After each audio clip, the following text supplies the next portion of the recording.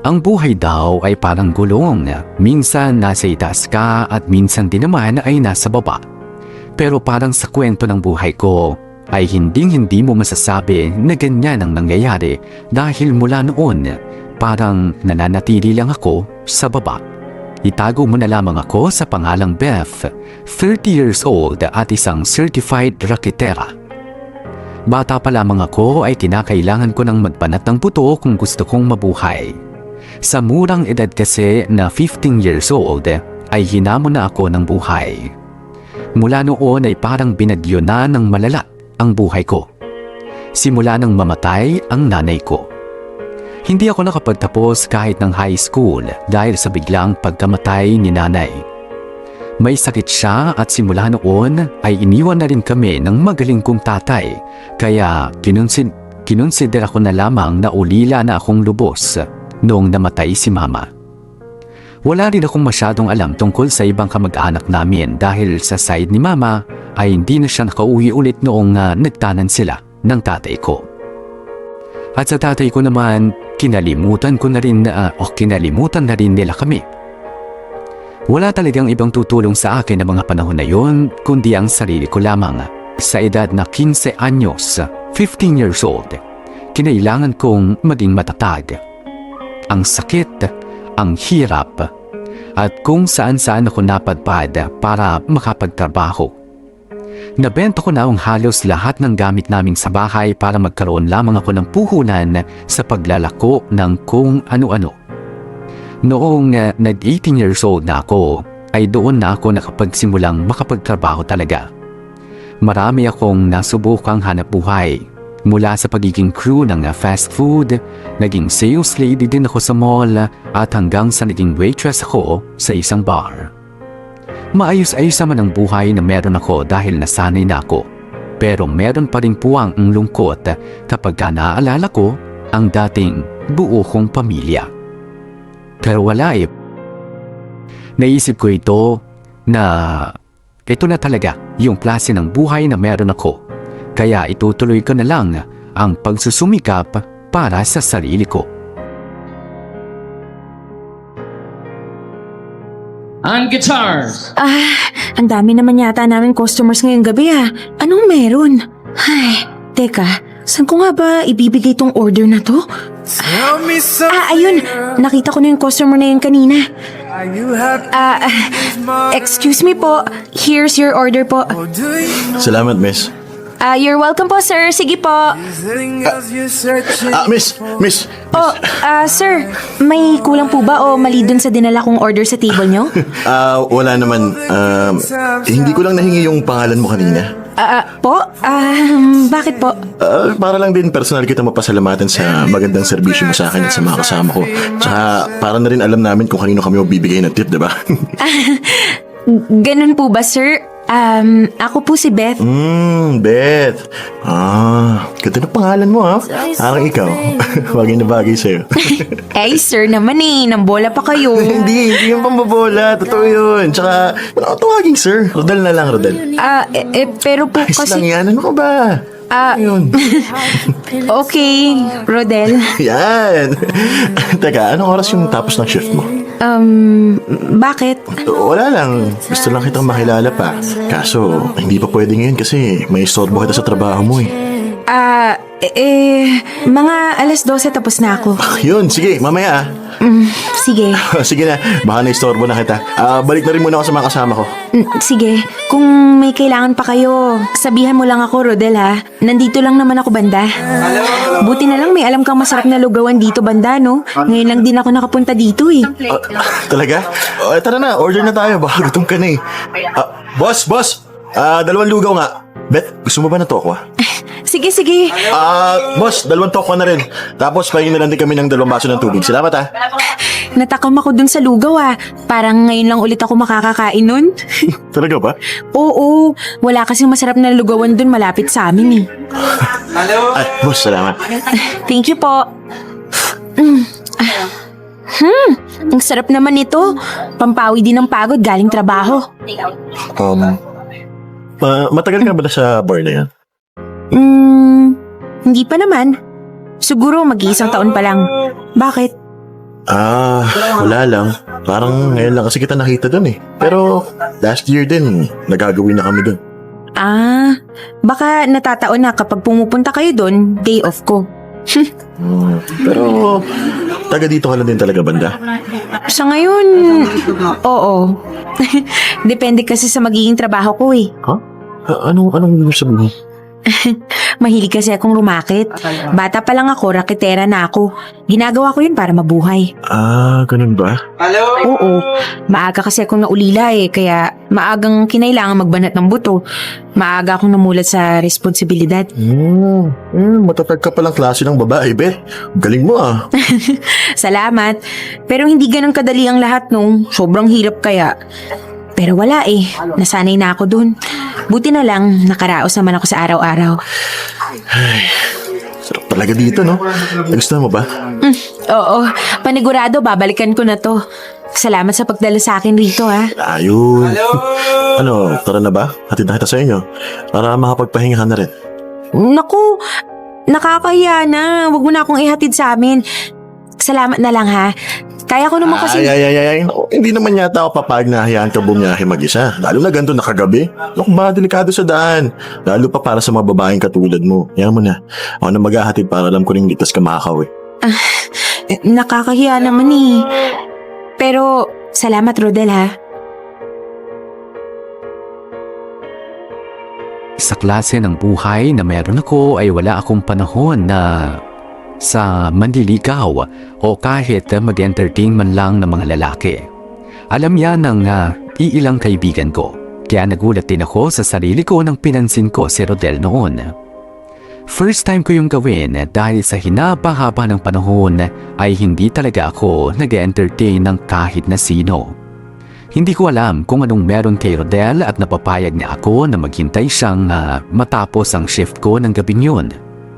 Hindi lang natapos ang ugnayan naming dalawa doon, nakailang paglabas-labas pa kami hanggang sa nagpaalam siyang manliligaw na nga. Noong una ay nagdadalawang isip pa ako kasi hindi rin ako sanay sa mga ganitong bagay. Pero napapayag na rin ako. Inabot ng halos 1 taon ang ligawan hanggang sa naging kami na nga ni Rodel. Naging maayos rin ang aming relasyon at pagkatapos ng 1 taon ay nagdesisyon na rin kami na mag-live-in.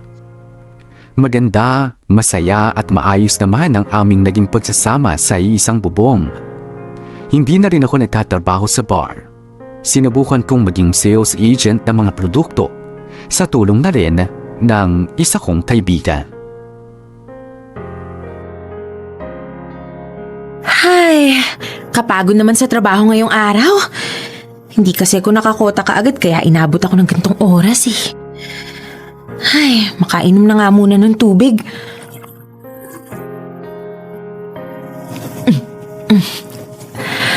Ay, pahinga na nga muna ako saglit bago makapaghanda ng makakain namin ni Rodel.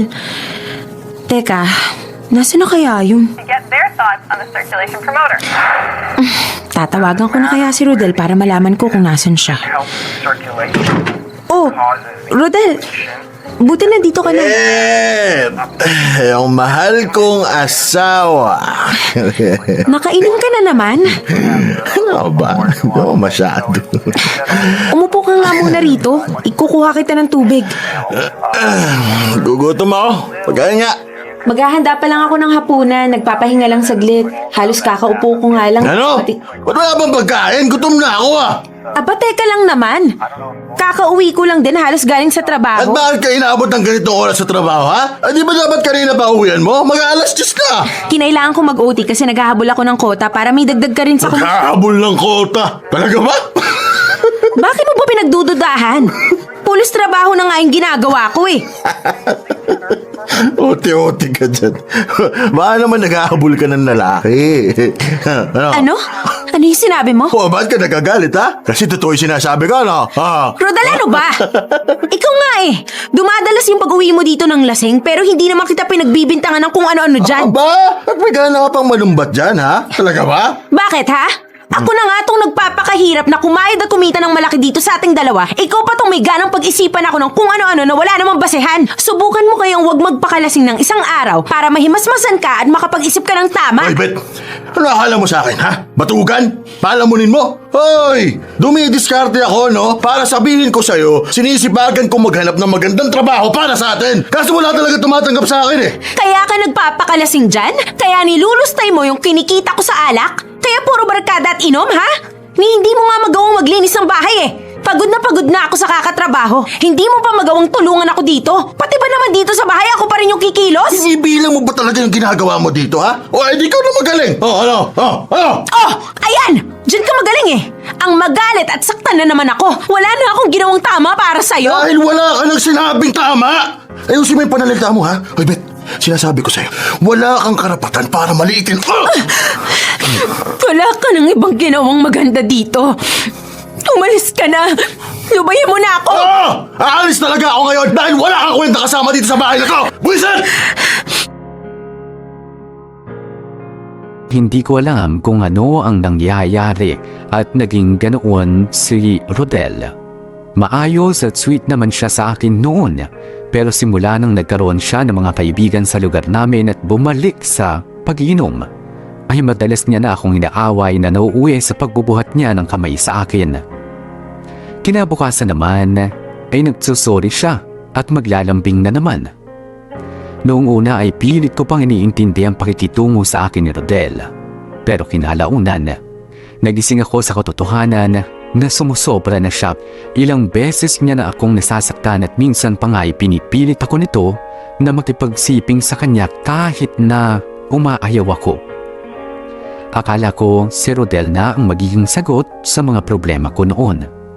Akala ko ang pagsama sa kanya ang tamang gawin. Pero nagkamali pala ako dahil parang si Rodel pa ang naging dagdag problema ko ngayon sa buhay ko.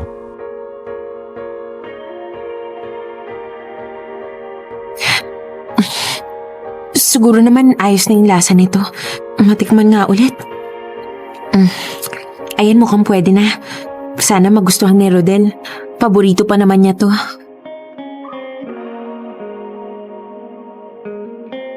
Bet! Ay, ito na. Dito sa kusina, Rodel. Bango niyang adobo, ha? Ba't nagluto ka? Medyo na-miss ka to, ha? Himala.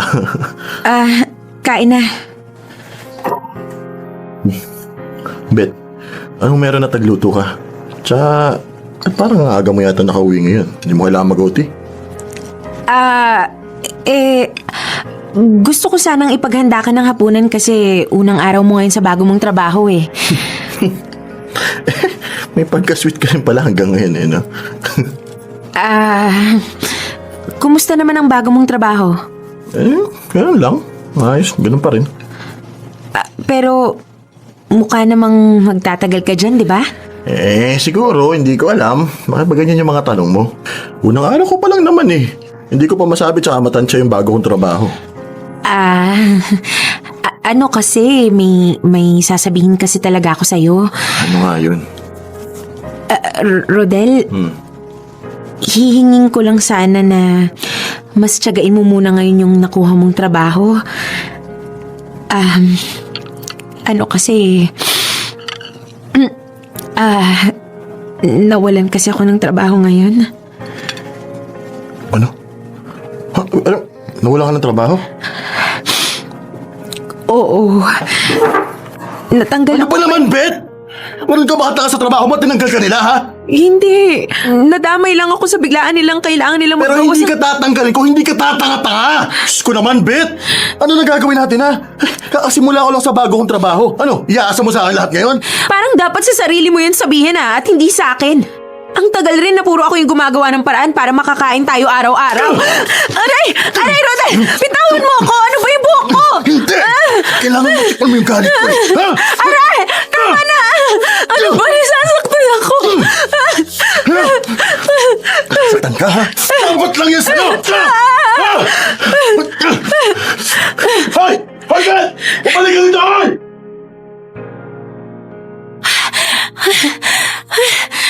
Malayo na kaya yung natakbo ko mula kay Rodel. Saan na kaya ako pupunta dito? Saan ako magtatago? Ben! Lumabas ka dyan! Hindi pa tayo tapos! Nako, hindi ako pwedeng masundan ni Rodel. Kailangan ko lang makapagtago. Ben! Kuya, para sasakay ako. Saan tayo, miss? Kahit saan, kuya. Basta malayo lang ako dito.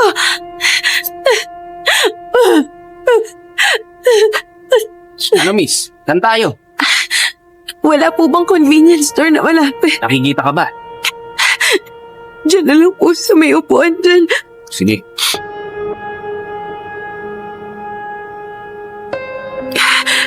Saan kaya ako pupunta? Miss! Yung bayad mo! Naku, wala po akong nadalang pera sa sobrang panik ko eh. Kuya, sorry ah. Wala po talaga ako nadalang pera kasi tumakas na po ako sa asawa ko. Ano ka ba naman, miss? Kailangan mo magbayad. Kuya, parang awa mo na po. Tumakas lang po ako sa asawa ko kasi binubugbog po niya ako. Hoy, miss. Wala akong pakialam sa away niyo mag-asawa.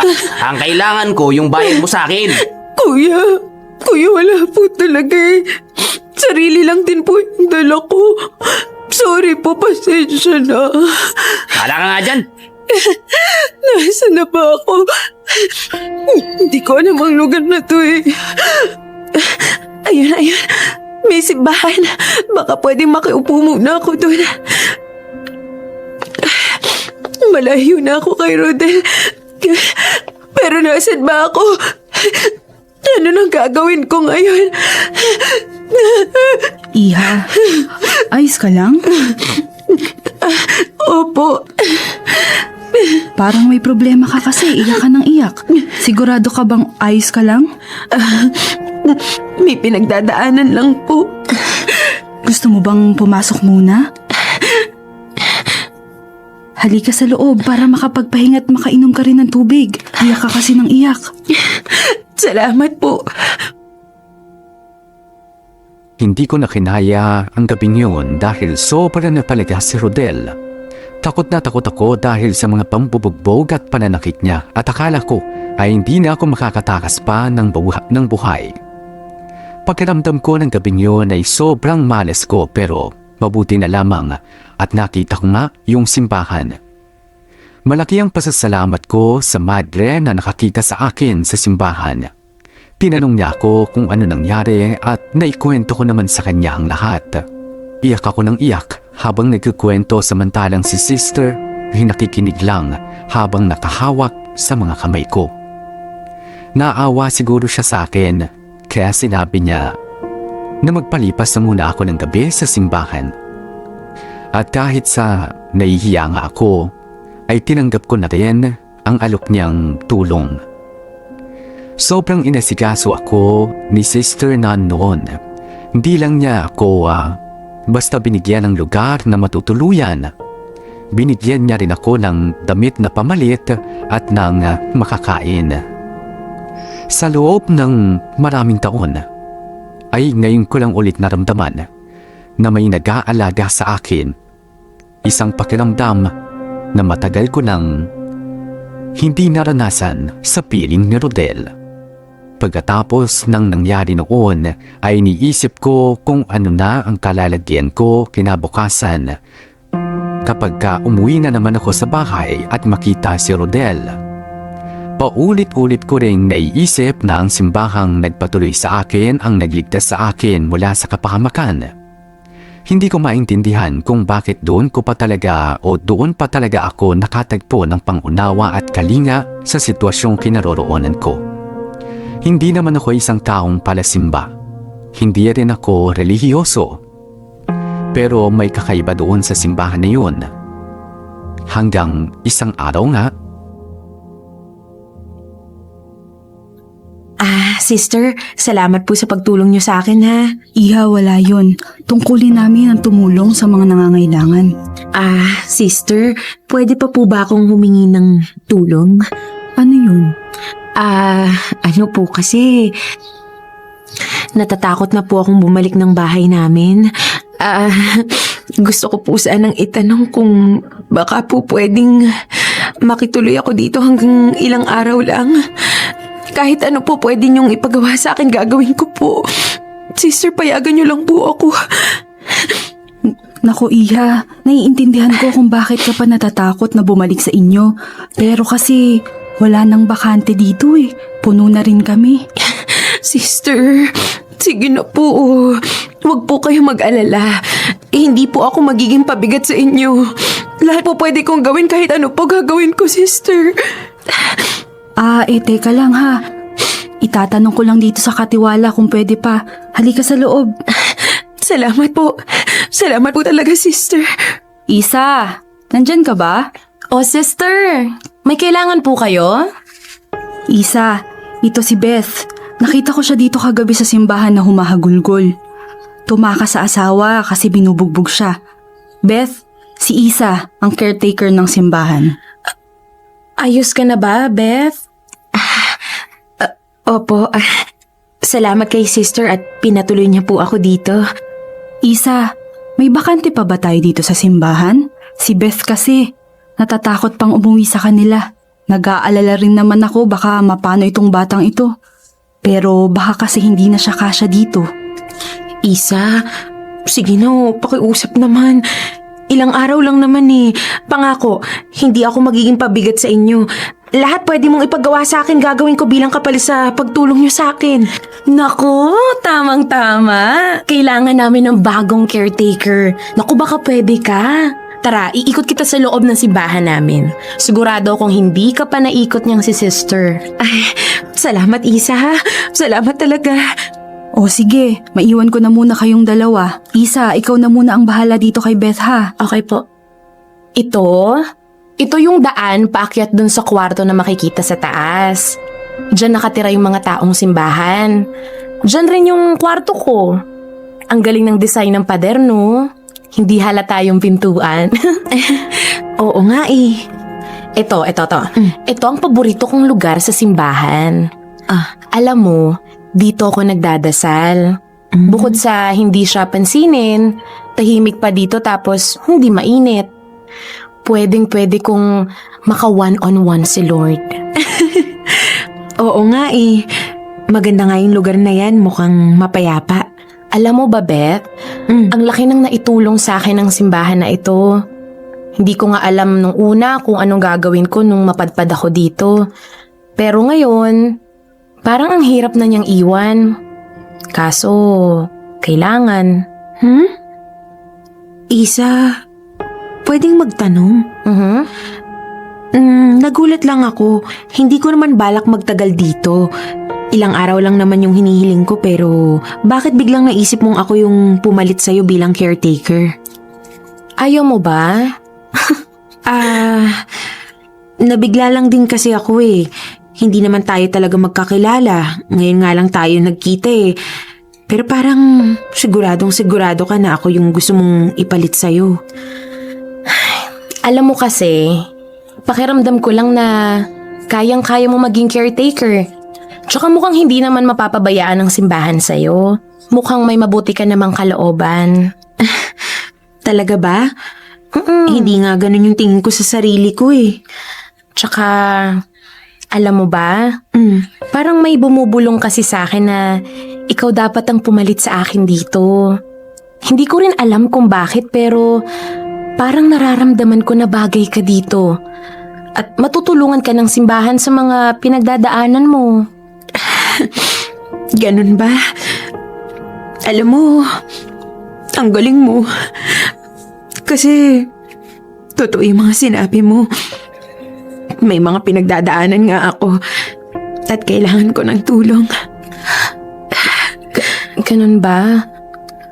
Kung ano man yun, magiging ayos din ang lahat. Basta manatili ka lang na nananalig sa Diyos.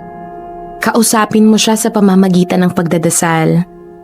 Nakikinig naman siya at alam niya lahat ng pinagdadaanan mo. Hindi siya bulag at lalong hindi siya bingi. Sa totoo lang, wala talaga akong alam sa simbahan. Kahit nga sa Diyos mismo eh. Ang tagal ko nang hindi nakakapagsimba o nakakapasok man lang sa loob ng simbahan. Hindi na nga rin yata ako marunong magdasal eh. Kaya nga nagtataka ako kung bakit sa akin mo talaga to inalok. Bakit ako pa? Hindi ko rin naman alam kung dapat ko bang tanggapin yung inaalok mo. Beth, huwag kang mangamba. Alam kong naninibago ka pero maniwala ka sa akin. Kung susubukan mo lang makinig, matutulungan ka ng simbahan. Tutulungan ka rin niya sa lahat ng pinagdadaanan mo. Simula nang mamatay si Mama ay hindi na ako tumapak pa sa simbahan. Sa loob ng maraming taon ay hindi na ako nagsimba o nagdasal man lang kasi pakiramdam ko ay pinabayaan na ako ng Diyos. Sumama ang loob ko sa kanya nung kinuha niya ang nanay ko. Idagdag mo pa ang lahat ng hirap na mga dinanas ko dahil sa pagsusumikap na maitaguyod lamang ang sarili ko sa napakamura kong edad noon.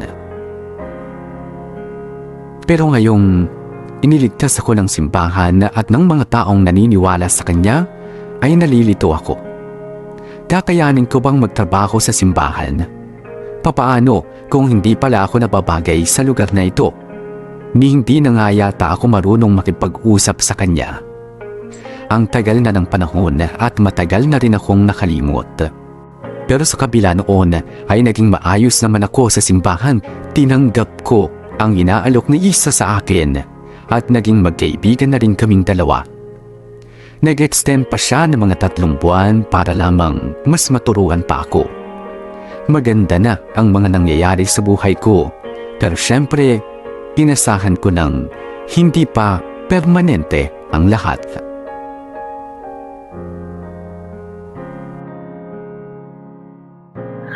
Makapagpahinga na nga muna saglit pagdating ng simbahan.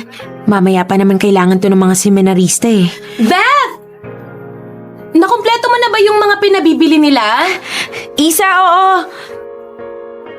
Teka, kailangan mo ba ng tulong dito na magwalis sa labas ng simbahan? Sige, please. May walis doon sa gilid, pakikuha na lang. Ano nga ulit yung mga kailangan kong ihanda ngayon? Beth, Rodel? Beth, sandali lang. Beth, gusto kita makausap. Beth! Anong ginagawa mo rito? Bakit nandito ka ulit, ha? Tigilan mo na nga ako, Rodel. Beth, bumalik ka na sa akin. Patawarin mo na ako. Beth, hindi ko kaya na wala ka. Ayos ka lang, Rodel, ha? Talaga bang naririnig mo yung sinasabi mo?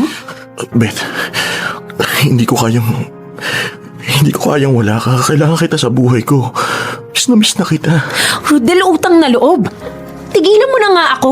Lumayo ka na, umalis ka na dito. Beth, please. Please, pakinggan mo naman ako, Beth. Tumayo ka nga dyan. Hindi mo ako madadaan sa paluhod-luhod mo dyan. At nagmamakaawa ka pa. Beth, sige na.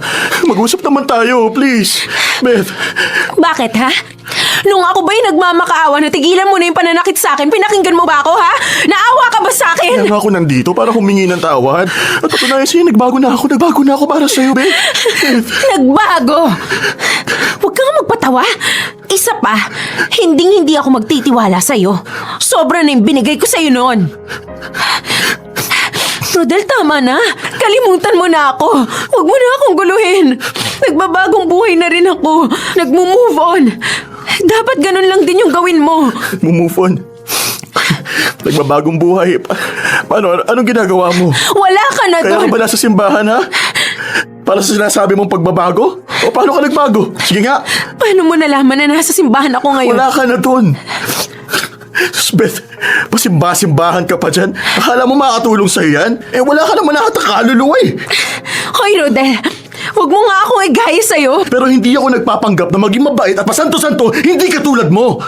Akala mo ba magbabago kapag nasa simbahan ka na? Beth, hindi ka pa nahihiya sa mga kasama mo doon? Sa mga pari na nakakasama mo, sa mga madre? Abay, matindi ka talaga. Mas matindi ka, Rodel. Pupuntahan mo ako para piliting sumama sa'yo ulit? Sa impyerno mo? Tapos nung hindi mo ako mapilit, gagawin mo, lalaitin mo ako at kung ano-ano pa yung iaakusa mo sa akin, mahiya ka naman! At ako pa talaga sasabihan mo na mahiya. Ikaw nga to ang kapal ng mukha mong pumasok sa simbahan at magpapanggap kung sinong santo. Kung alam lang talaga nila doon kung anong talagang klaseng ugali ang meron ka, sila mismo ang magsusuka sa'yo dyan. Bahala ka sa buhay mo, pero utang na loob. Huwag mo na akong guguluhin pa. Matagal na tayong tapos at kasalanan mong lahat. Kasalanan mo at nang walang kwenta mong pag-uugali. Wala nang tatanggap sa tulad mo. At sa'yo meron? Ha? May huwag kang ilusyonada. Hindi ka nababagay na magtrabaho sa simbahan. Huwag kang magkalat na kakapalan ng mukha mo dyan. Dahil kahit kailan, hindi ka magiging kasimbait ng madre. Beth, parang ang tagal... Sino ka? Anong ginagawa mo dito? At bakit ganyan ang tingin mo kay Beth? Parang hindi ka gagawa ng mabuti. Umalis ka nga dito. Dito ka pa talaga sa simbahan ng gugulo. Hindi ka na nahiya. Beth, masalamat ka may ibang tao dito. Pero hindi pa tayo tapos. Hindi ako makapaniwala na natuntun ako ni Rodel. Akala ko ay makakatakas na ako sa anino niya pero patuloy pa rin niya akong sinusundan. Nakakahiya talaga dahil malapit pa kami sa simbahan nagkasagutan. Mabuti na lamang at dumating na rin si Isa noon dahil kung hindi, baka mas lalo pa kaming naging magulo ni Rodel. Pagkatapos ay hindi na ulit nagparamdam pa siya sa akin. Si Isa naman ay kinailangan ng umalis sa simbahan para makauwi na rin sa pamilya niya sa probinsya. Ako na lamang mag-isa sa simbahan. Sa totoo lang, ay malaki ang kaba ko noong iwanan na sa akin ni Isa ang pangangalaga sa simbahan. May mga pagkakataon na nangangapa pa rin ako, pero mas nangangapa ako sa pananampalataya. Mukhang natagpuan ko na ito pero ayoko lang tanggapin talaga sa sarili ko. Pinipilit kong aralin ang mga katuruan sa simbahan pero parang wala na yata akong pag-asa pa.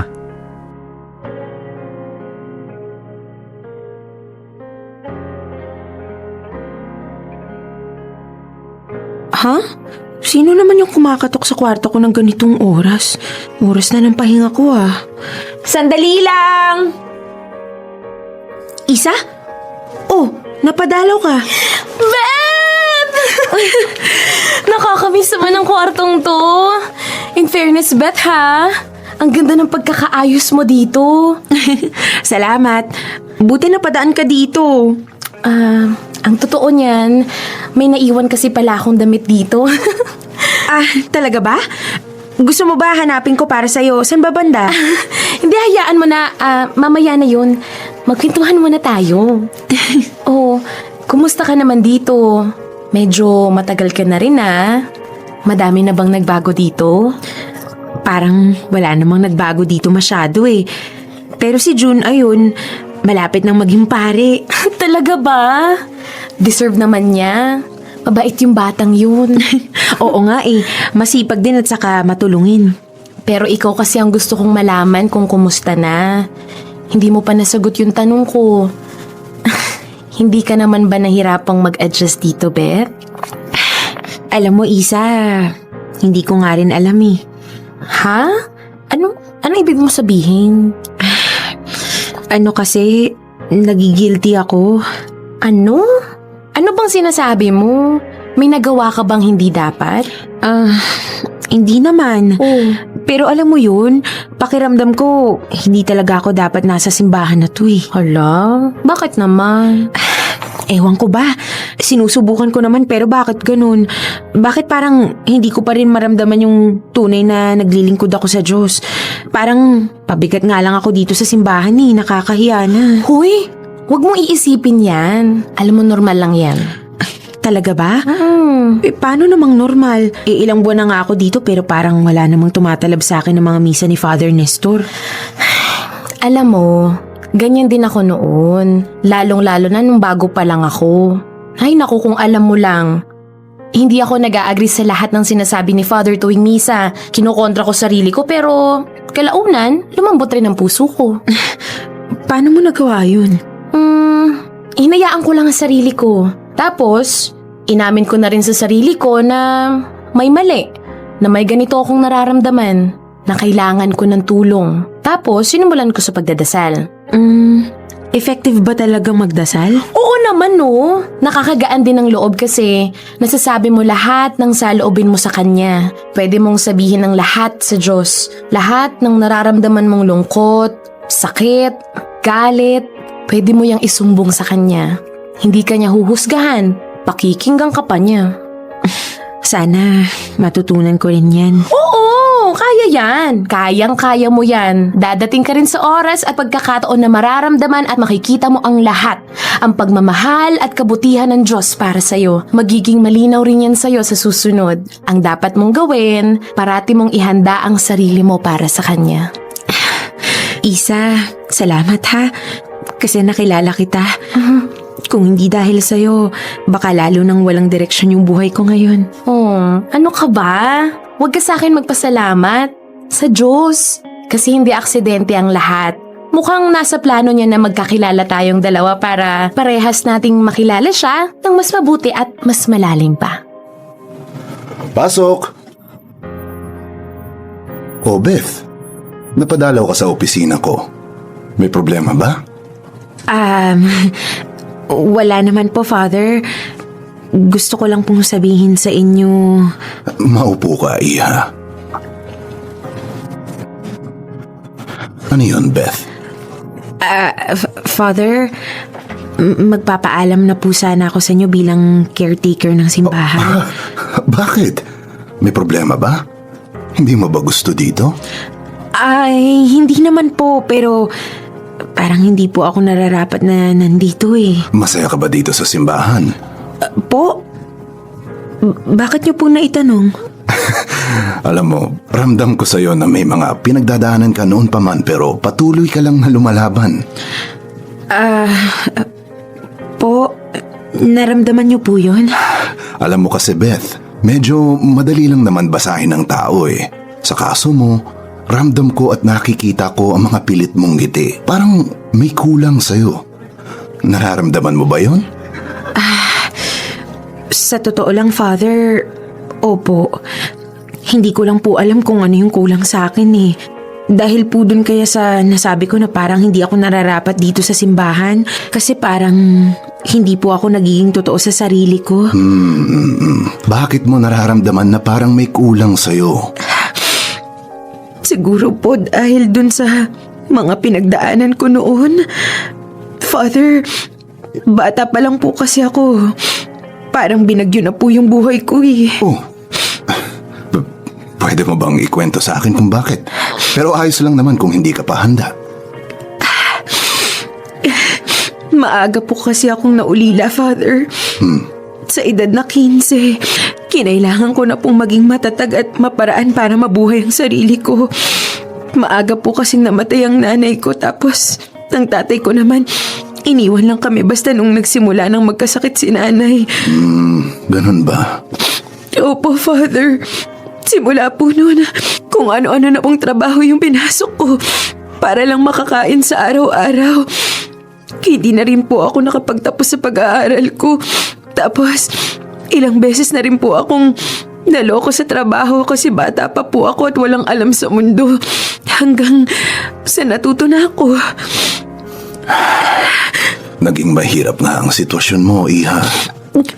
Opo, Father. Sobra pong hirap. Madalas po akong napapalaya sa mga tinutuluyan ko kasi naaabutan po ako parati ng bill pero wala naman po akong pambayad. May mga araw po na gusto ko na lang po mamatay. Ako, Iha. Buti na lang hindi mo yung ginawa. Huwag na huwag mo yung gagawin. Masarap ang mabuhay. Buti na nga lang po hindi ko ginawa, Father. Marami pong naituro sa akin ang buhay. Kahit na hirap po akong mabuhay noon. Sa bawat pagsubok na pinagdadaanan natin, tandaan mo, hindi yan ibibigay ng Diyos kung alam niyang hindi mo kayang malagpasan yan. Gusto ka niyang patatagin. Saka parati mong tandaan, magpakatatag ka sa Diyos parati. Huwag mong kalimutang magdasal at manalig sa Kanya. Ang laki ng naitutulong nun sa tao. Father, Salamat po. Tatandaan ko po lahat ng yan. Hindi naman porket may kulang sa'yo hindi ka na pwede sa simbahan. Hindi ka rin namang naming hinuhusgahan at pinapaalis dahil sa nakaraan mo. Dahil ganun din ang Diyos. Hindi ka niya pababayaan dahil lang sa nakaraan mo. Ang mahalaga sa Kanya, ang kagustuhan mong magbago at makilala siya. Ganun po ba? Oo, kaya hindi mo kailangang umalis dito, Beth. Kung may tanong ka tungkol sa Kanya, nandito lang ako para gumabay. Pwede mo akong kausapin kahit anong oras. Father, salamat po. Isang malaking biyaya sa buhay ko yung simbahang to. Tatanawin ko po talagang isang malaking utang na loob. Niligtas po ako ng simbahan na to kaya sobra po akong nagpapasalamat rito sa inyo at sa lahat ng tao dito sa simbahan. Tahan na, nandito lang kami parati para sa iyo, Iha. Parte ka na ng aming pamilya. Malaki ang pasasalamat ko sa simbahan na yon. Kung hindi dahil sa simbahan, ay hindi ako makakatakas sa impyernong buhay kasama si Rodel. Isa pa ay malaking tulong rin ang mga naging kaibigan at kasama ko sa bahay-sambahan, lalo na si Isa at si Father Nestor. Paunti-unti ay naintindihan ko na rin ang mga turo sa Biblia. Natututo na rin akong magdasal at naging active na rin ako tuwing may mga serbisyo sa simbahan. Pero higit sa lahat ay nakita ko na ulit ang sarili ko. Nakilala ko na ulit yung tunay na Beth. Natutunan ko na ulit pahalagahan at mahalin ang sarili ko. Sa pagkakataong ito ay hindi ako malulungkot na mag-isa lang ako. Kasi minsan, sa pag-iisa mo pa nga mararamdaman ang tunay na saya na hinahanap mo.